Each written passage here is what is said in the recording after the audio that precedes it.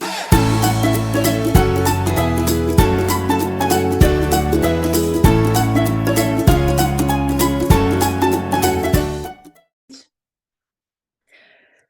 want to show you one way that we can make the revision a lot faster and focusing on just the very key concept, because as you can see from here, the textbooks are very wordy and it's easy to get lost in it.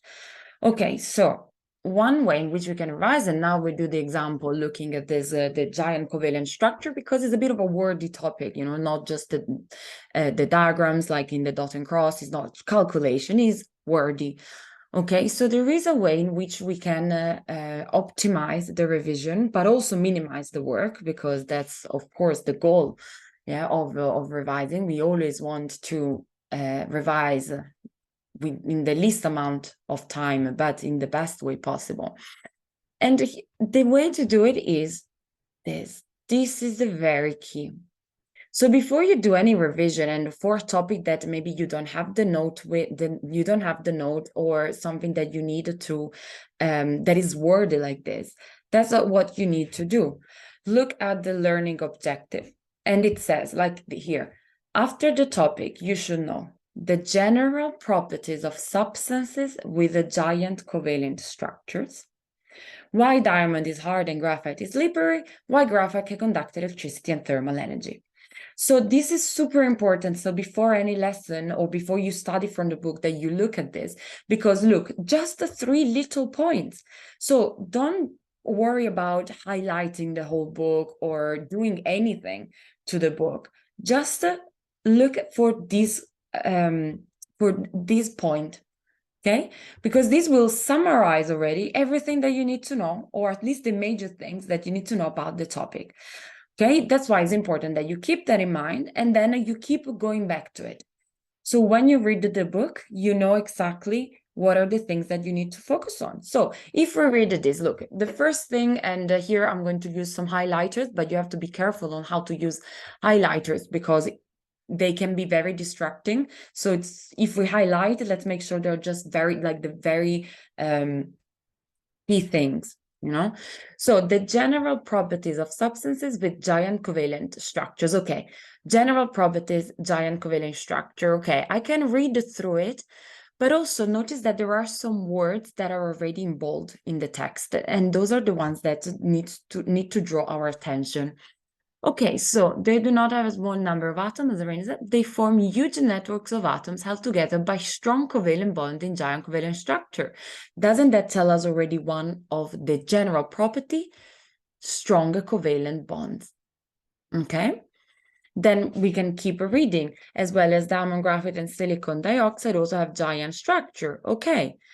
And then we notice down here, so if you could scroll down, that would be good, because the properties are there. In fact, that's the part that we should highlight. So, okay, this is the part that we wanted to know. I'm sorry, let me change color, maybe it's less, okay, better. And there we go, we found very special properties. So notice how we link the learning objective with the content, so we are able to summarize the whole page. So here the key things to know is that they have very high melting points and boiling points, insoluble in water, and then they're very hard, they don't conduct electricity. Good, there we go. The properties of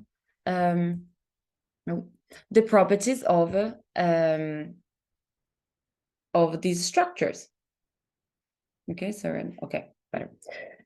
Next point, we have why diamond is hard and graphite is slippery. Well, what we need to do, we need to keep reading. Bonding in graphite, blah, blah, blah, blah, blah, blah, blah, blah, blah.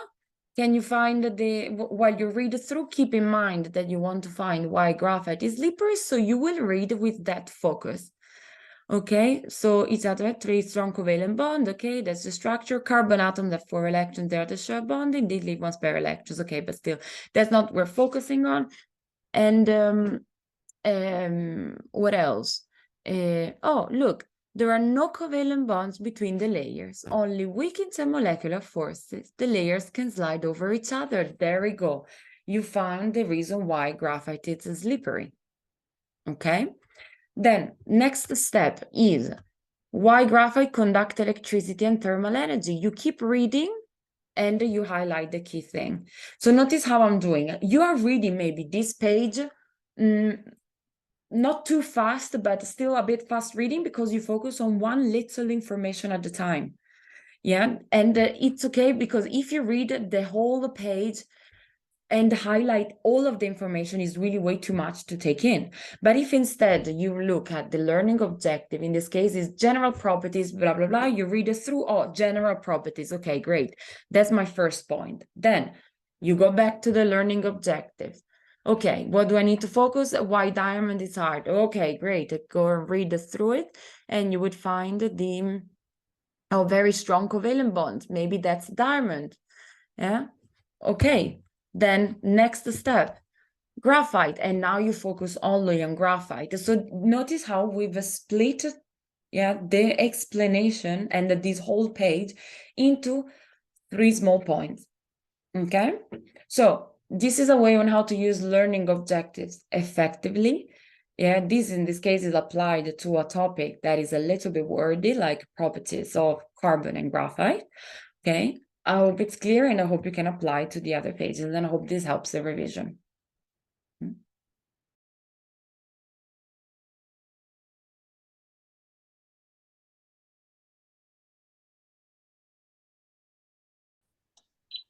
And here are the tips for how to use how to revise wordy topics using the learning objectives from the textbook. Okay, I hope it helps. Okay, for example, this in yellow, the second learning objective, great. We found exactly where the things are. So it's why diamond is hard and graphite is slippery. Each carbon forms 4 strong covalent bonds in a symmetrical giant structure. Well, then that's definitely why diamond is strong.